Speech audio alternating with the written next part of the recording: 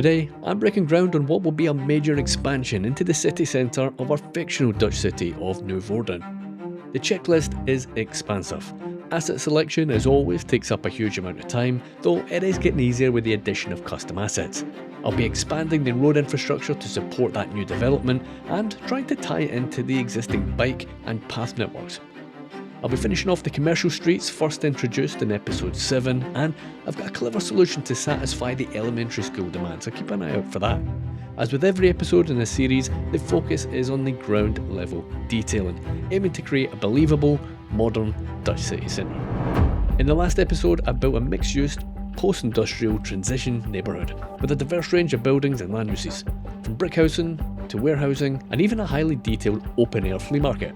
As well as introducing some modern housing, I also introduced new features to the dedicated bike and path infrastructure, and at every stage worked to integrate additional public transport options. Some of the inspiration for today's build is very much going to be coming from Rotterdam. You've already seen some of the streetscapes that I'm looking to gain inspiration from, but also some of the buildings on the waterside and just beside it are really going to come into play in this build. Following on from a couple of episodes back, we're going to continue building this higher density building, and again very much leaning on Rotterdam as a bit of a skyline inspiration.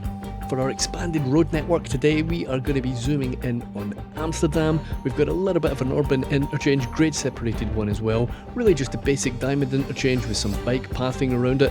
We'll change it up a little bit to suit what I need in our city, but yeah, again, this is the inspiration for a lot of today's build in terms of road network. Before we crack into that, as you can see, we've got a little bit of an issue with what we had created in the last episode.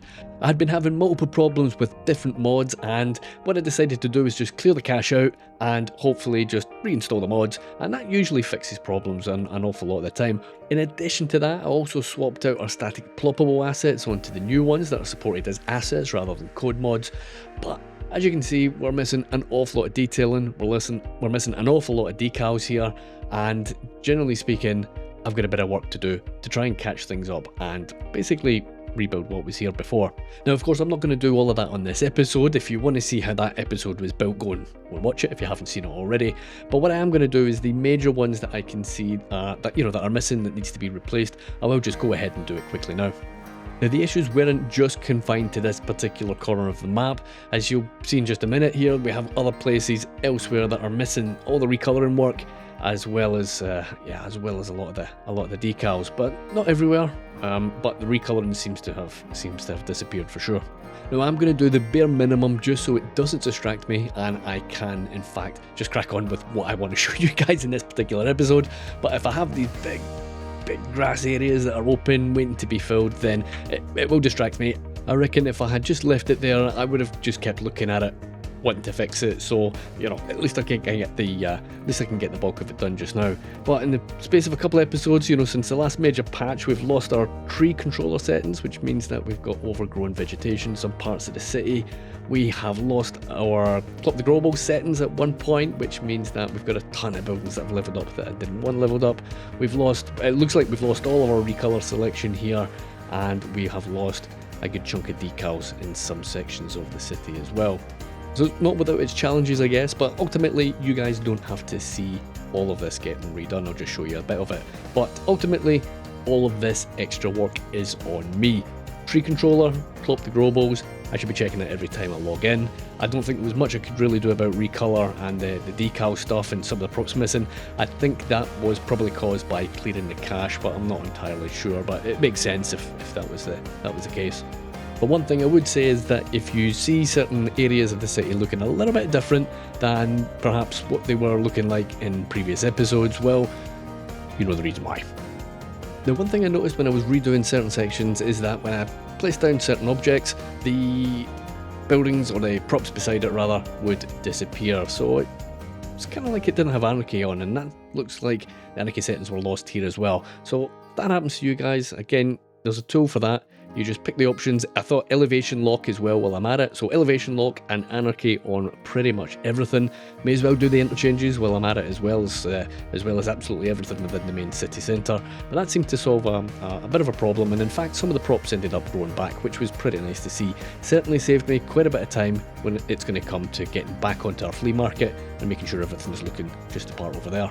I guess I don't necessarily completely hate the decals on the floor, but at least they survived one building, maybe just not quite this one here, unfortunately.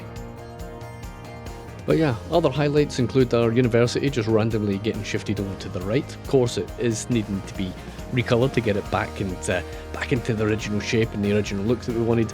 And somehow these static stoppables have elevated, so not quite sure what that's all about, but we'll get them selected. We've got our we've got our blocks there making them functional, but we'll slot that down into place. And I know for a fact we're missing props from the front of here as well. So yeah, a bit of work to be done, and I'll just carry on doing that as and when I come across them.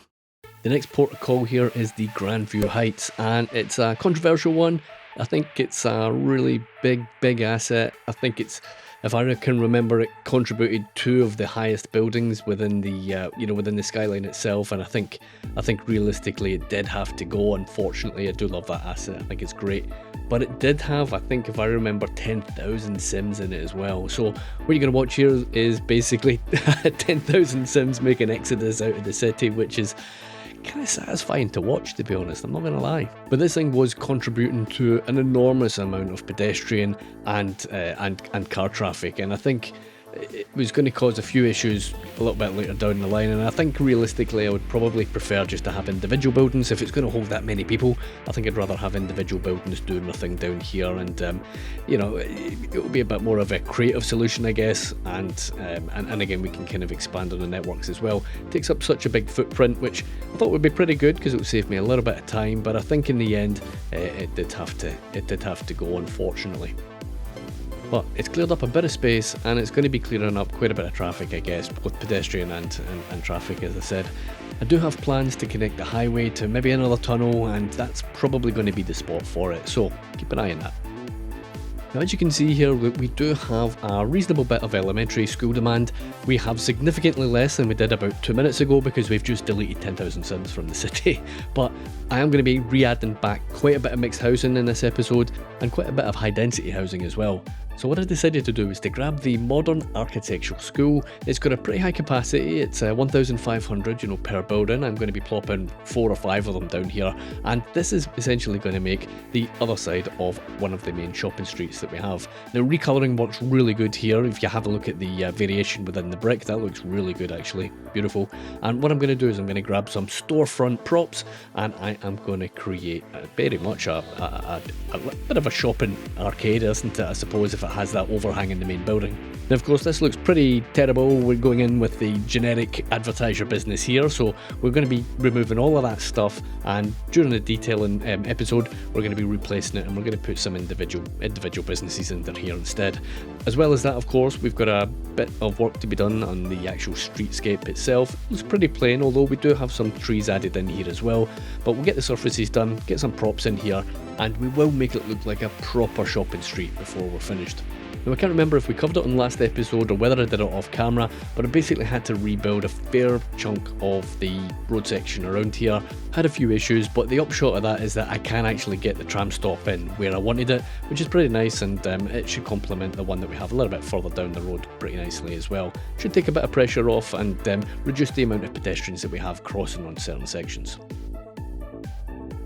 Now, you will see that we have kind of double trees here, and I think that's linked to perhaps the anarchy issue, so there's going to be a bit of tidying up here, and I won't bore you with it all, but I want to try and make things look at least fairly similar to what they were originally. I won't quite get there in this episode, but again, it's on the to-do list. Of course, this new tram stop, I want to make sure that the citizens are going to be using just exactly, or paying exactly the same amount that they do for other stops. Make sure that they actually use the thing. So we're doing all tram journeys, they'll all be $1 per trip, and that's going to be the same with the subway. I'll probably do the buses as well. We'll give them some nice subsidised public transport, and hopefully that should encourage uptake. Now, I tend to leave the nitty-gritty of the detailing to the end, but again, just like that little section that we spoke about earlier on, there's certain things that just catch my eye and bug me, and I have to do it, so I'm just going to quickly redo the net lanes along our tram line.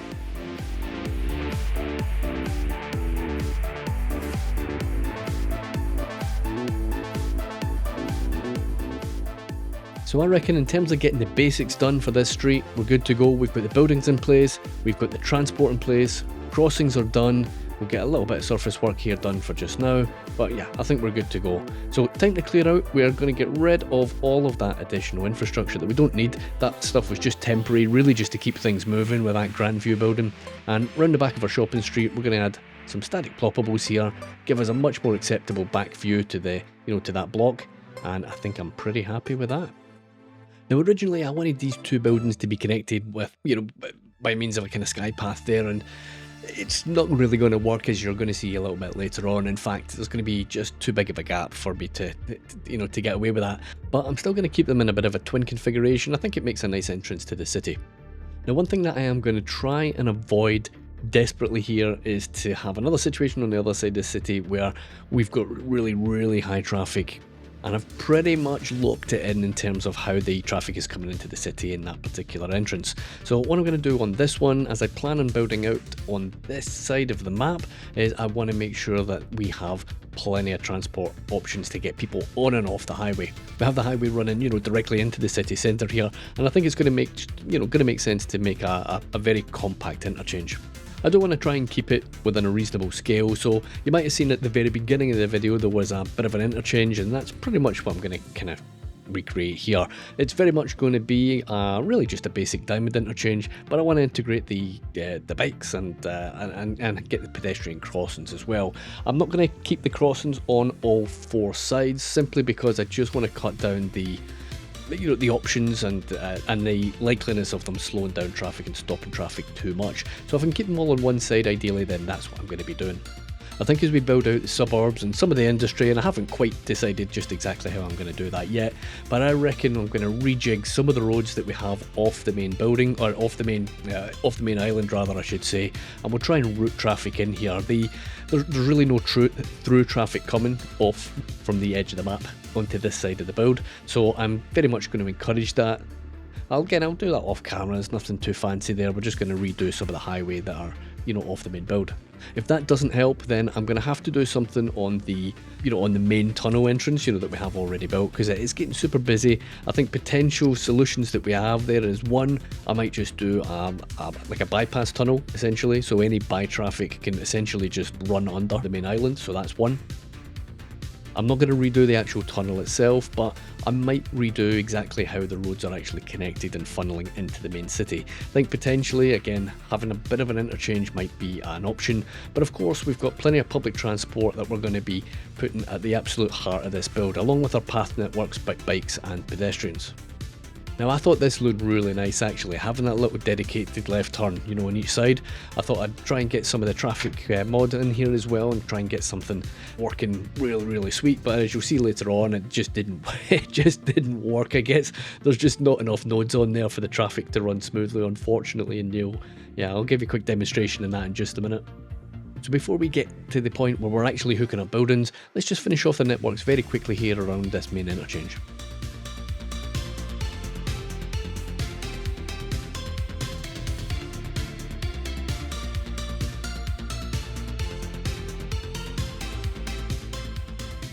I'm going to use the same prop that we used on the big interchanges on the outside of the map here, Crypto Gamer's cubes and slabs. They work pretty nicely. I think in retrospect, I didn't think you were going to be able to see it too much, but I think it's running a little bit low to the highway below. I'll keep it in for just now, but I might swap it out for maybe, I don't know what would be a suitable prop. Maybe the French walls, if we lay them down sort of horizontally and flat, might get away with that. But that's pretty much the main interchange done anyway, and fingers crossed it should work a lot better than just a non-grade separated intersection. This of course will be a big high density area, and although I want to try and minimise traffic, road traffic, I am going to give them a few options and a few roundabouts and all that kind of stuff, and again we just build the actual networks around them. Now I couldn't quite get that nice and round, so I think we just went a little bit more of an oblong shape. In the end it actually worked out pretty good. It's a nice little roundabout, and I do prefer making these things rather than just using the end game ones. One, it's a little bit more fun and you can get something looking a bit more custom and a bit fancier, and I reckon it's certainly a lot more entertaining to watch once the thing is up and running and we get plenty of traffic running through it.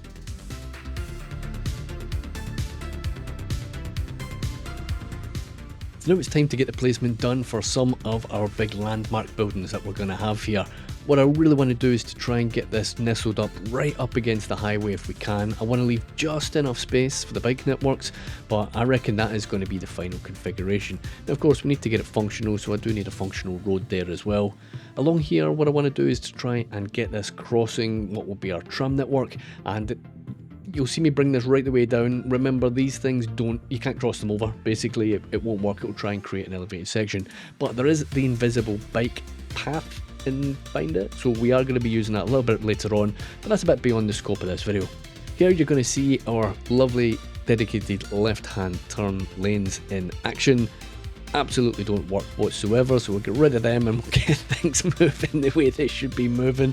Yeah, it makes me a little bit sad, but I guess it's if there's no nodes there, then that ain't going to work. But as you can see, things are looking pretty good already. So we'll get this hooked up to the wider network, which is our little perimeter road, and again we'll just upgrade some of the paths. Not necessarily a final configuration this, but that's going to give me enough leeway to crack on with the rest of the build.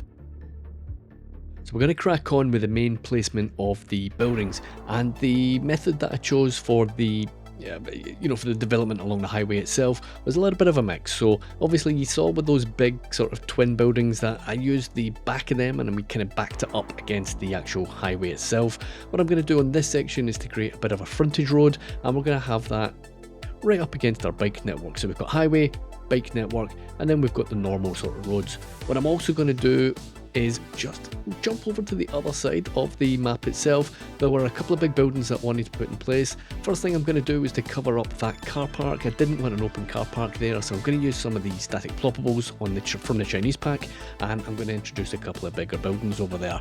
Look, we have underground parking, by the way. They are on the they're on BDX mods, so go and get it. No more building our own underground parking, which is fantastic.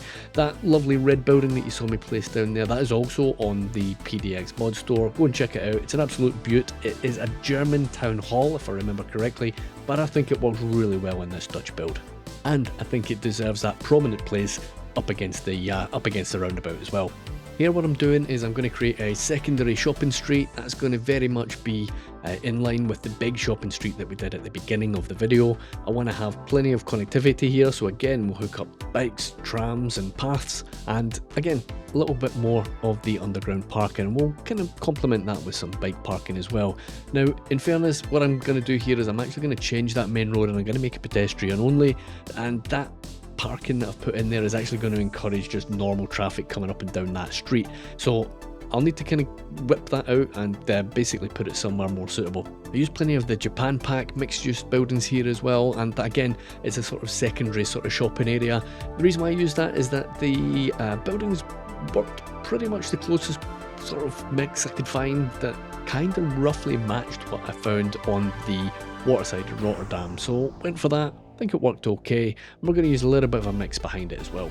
Now just to get things moving and make sure that we have a few extra options for getting about the city, I'm going to just quickly hook up an additional tram line, and again this is just going to be really just one or two stops, and again it's just to get things moving, make sure the lines are working, and we'll be good to go. Now I'm very much using temporary roads there that they won't be there forever, but again I just want to get things moving. A new underground stop, so we'll just simply extend our existing single line that we have. Pretty straightforward. Again, we'll just grab the we'll grab the existing line, drag it to the new stop. Once that's done, we'll go back to the existing stop, and again we'll just drag the line and make sure that we have a couple of stops each side. But yeah, Skylines coming together. I think we are definitely missing that big building that we took out at the beginning, but I think it's going to look better for it once we add the rest of them in for the next couple of episodes. And I have to say, I'm really enjoying building this city centre. It's thoroughly entertaining for me anyway. I hope you guys are enjoying watching it. But I reckon that I'm going to crack on, and the next few episodes will essentially be finishing off and really getting this big chunk of city done. The old town area is certainly calling out to be, well, started really. We haven't really done much of that. Unemployment in this city is currently sitting about 50%, believe it or not, so industry is going to have to be looked at some point. I have almost zero industry in the city. We do have a little bit obviously over beside the rail yard and whatnot, but it's certainly not enough to satisfy the city's demands. We don't really have any office, although Commercial is so strong, and we're going to fulfill that with a few commercial assets and plenty of mixed assets as well. Now remember, in this build I want bikes everywhere, and for that I'm going to have plenty of parking. Remember, the more parking that you add, the more bikes that you're going to get, and I want to have overcapacity, so I'm going to be maxing this thing out. I have absolutely no shame in saying that. So where we can, we'll add some of the on-street parking because it looks really cool to see them coming and parking, and otherwise we'll add a few of the other bit larger ones as well. So I'm going to go ahead and really just get the rest of the buildings put in place, and then we can have a little review and see where we are. Now remember, as I'm putting these down, they're going to look a little bit rough until we get to the actual street level detailing.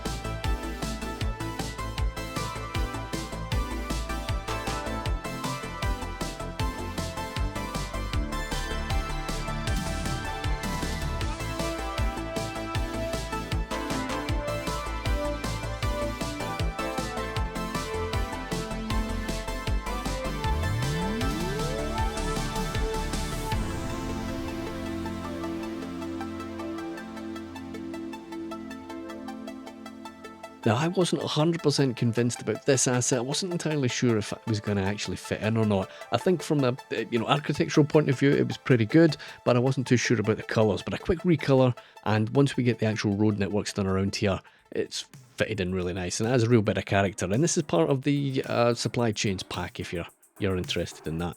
Now, in this section, you're actually going to find that the city is going to come together pretty quickly.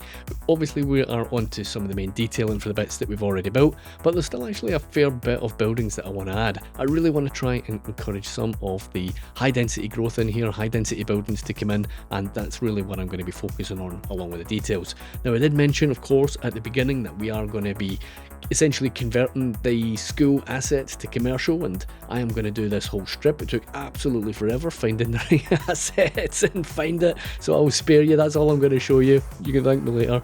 But the usual stuff, for streetscaping: grates, trees, benches, trash cans, all that kind of stuff. We needed hospital coverage in here as well. The actual coverage says that we have enough, but I see plenty of ambulance notifications when I switch our notifications on. So I really wanted to add something that had a helicopter as well. And I'll be honest, I can't remember if that asset has a helicopter or not, but it's a really big, nice asset that we can have up against the highway, and it's going to make a pretty cool city entrance. So here what I decided to do is just to almost expand that little frontage road. We're going to use the surfaces here, and that's just going to really just fill the gap and make it look like one big continuous road. We've got quite a bit of scope for nice little parks here. We've got that bicycle park. I wasn't sure about putting it in, but do you know what? I kind of have to put it in, don't I? That's a definite. That's certainly going in, and I can have a nice prominent place on the roundabout as well. I think it looks pretty pleasant, and given the amount of blooming bikes that we're going to have in this city by the time we're done, I think it's very fitting as well.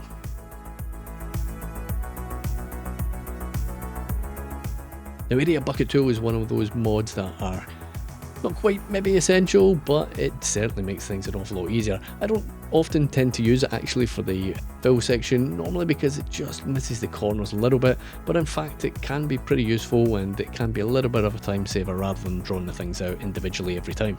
Really, it just depends on the shape that you're trying to fill, I guess, doesn't it, more than anything else. But let's get the trees in. Lovely little detail here that we have with the Real Vision decal pack, and this will create a really nice sort of cobblestone almost effect along our interchange.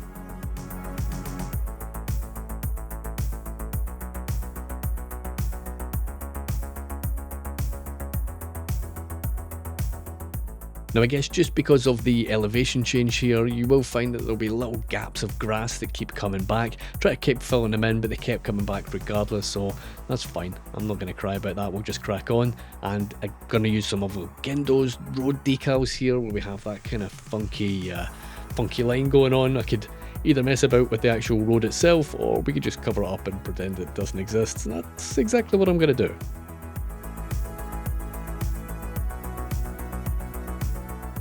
Now, generally speaking, I don't want to spend too much time showing the, showing the vegetation stuff, but I'll show enough to give you guys an idea of how I go about doing it. So a little bit of a selection of ground decals. Once I've got a nice bit of variation on there, again, I'll just use the usual trees that I tend to use most of the time. So oaks, apple trees, small little bush there.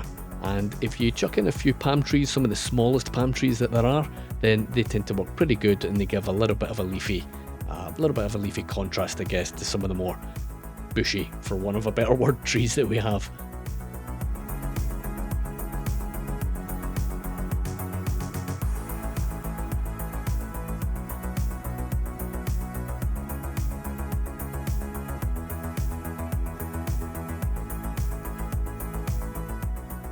Now this building's a little bit of an oddity for this particular build. I guess it's sort of on its own little section or quadrant of the interchange itself, but it's pretty much going to be a mainstay and a real part of the actual skyline itself. So I don't really I do tend to come back and build out obviously from this area, and the whole road network behind it will need to be reworked rather than just the temporary stuff that we have there. But that's the only building that I'm really going to be focusing on this video, on that part of the build.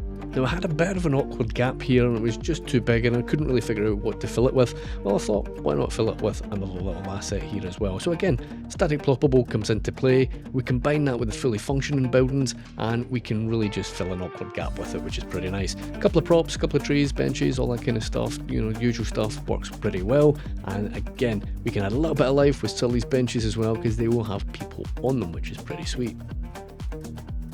So here you can see things are pretty much coming to shape. We have a little bit of work still to be done here in terms of detailing and just adding a bit of interest.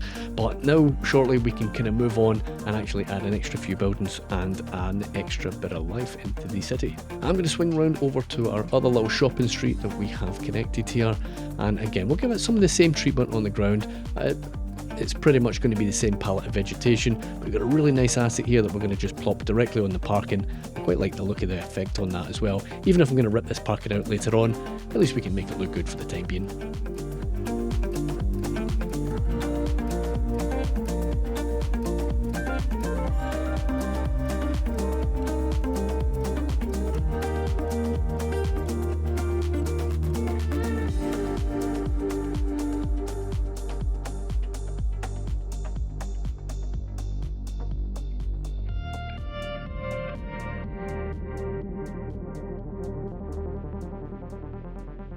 Now that shopping area really did need a fair bit of work. The surfaces that came in here were looking pretty messy. We've got quite a bit of an overlap obviously with the main buildings themselves, and with that comes with that sort of messy surface work. So again, kind of a bit of a mix in terms of the colour palettes and whatnot, and I thought having a light brick work would work pretty nice, and I guess that could be part of the city's main pedestrian shopping area, right? I think that works for me anyway. I think it's something you would expect, certainly a big city in this, and especially a big Dutch one, of course, as well. Now in this particular part of the build, I wanted a park and a plaza really just across the road from each other. So really basic park there, and I'm going to use one of Rizra's props. Now Rizra's of course got plenty of lovely detailing assets, decals and whatnot, and I think this is the first prop they've done, so we'll get that in, and I think it makes a pretty nice centerpiece to our plaza to be. Skateboard props along with Sully's grass decals work pretty well. We've used them plenty in the past, not just in this build but other builds, and I am going to be using just exactly the same technique in this video.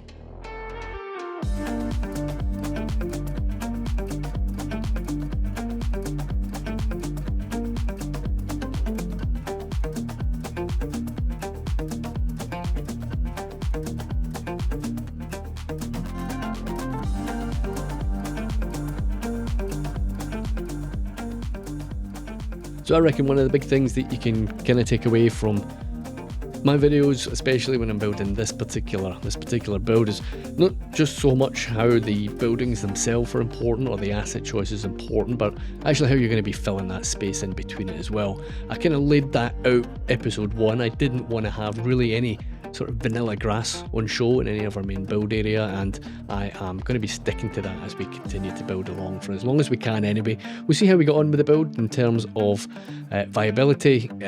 You know, once the cities start getting big, they do struggle, especially when there's a ton of mods, ton of decals and all that kind of stuff built into it as well. You can see how performance was affected, you know, when we zoom into that, you know, into that little flea market area. So yeah, we'll see how we get on, but I'm certainly going to be sticking to the main principles in terms of the street level detail and making sure that we have all these little areas looking believable, looking like you might find them in an actual city, right?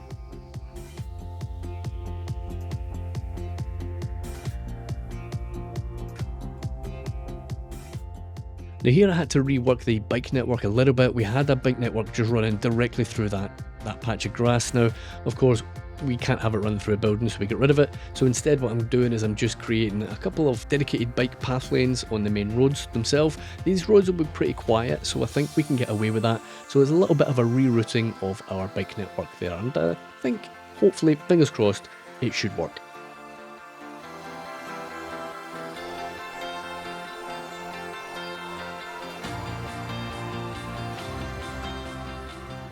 And this block here, in fact, this and the next one is a nice demonstration of what I tend to do. You know, get the building orientation down, rip out the surfaces, get your new surfaces or net lanes in, and then just get the thing lightly propped, and hopefully it should look a heck of a lot better.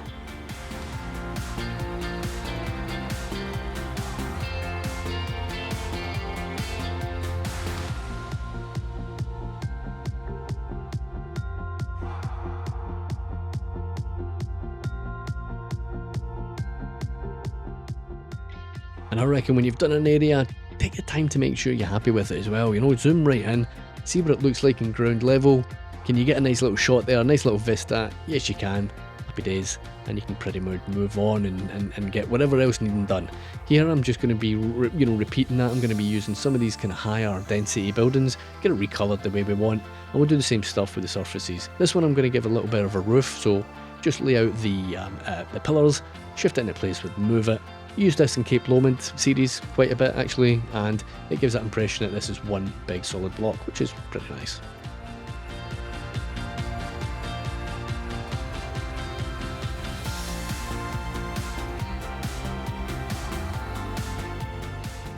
So I have to ask you guys, what do we think about this interchange? Do you think this is going to be enough to really support future traffic as we build out the rest of this city centre? I guess time will tell. There will be plenty more development, of course, down here as well, and I think the traffic's holding up pretty decently, all said and done. Still pretty busy on the previous episodes where we have the, you know, the tunnel leading under the railway, but I think we can try and redistribute that a little bit better, as I kind of mentioned a little bit earlier in the video. I think although it's a fairly built up area, I think we still managed to get a pretty good balance of green space along with grey space, you know, and concrete. Right up on those street details, of course, making sure every building gets a little bit of care and attention I think that it deserves, and really just making sure that we don't have any awkward gaps. I haven't gone too wild on the custom assets really here. We've got a few props and a few buildings that we spoke about, of course, earlier on as well, but they do make a difference, and here we've got a nice splash of colour with them as well. I think one benefit of having another shopping area, you know, another commercial area, is I'm hoping potentially we get a little bit of a better distribution in terms of traffic. So rather than having to travel the entire city to get to the shops, I'm kind of hoping that the ones that are closer to this area will use this area, and the ones that are in the older part of the city will hopefully visit the commercial zone that's in the older part of the city. But we'll see how that pans out. This might be the last video until the new year. I'm not entirely sure if I will get any more time to make anything else. So I hope you enjoyed it. I certainly did. I think it's a banger. Take care, guys. I'll see you in the next one.